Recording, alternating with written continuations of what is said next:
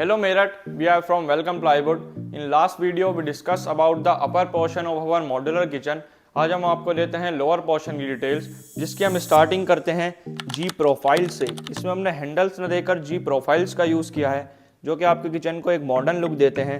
इसके साथ साथ हमने इसमें यूज़ किया है वीकर बास्केट का, जिसमें आप अपने फ्रूट्स और वेजिटेबल्स रख सकते हैं। और इसके साथ साथ हमने इसमें दी हैं 3 ड्रॉर्स, और हर एक ड्रॉर में हमने दी है इनोटेक, जो कि आपके हैवी लोड्स में भी बहुत स्मूथली वर्क करती हैं। इसके साथ साथ हमने सबसे ऊपर इसमें दी है पीवीसी कटलरी, और सबसे नीचे हमने दिए हैं थाली स्टैंड्स। इसके साथ साथ हमने इसमें साइड में दिया है ग्लास बोतल पुल आउट, जिसमें आप अपने बॉटल्स रख सकते हैं।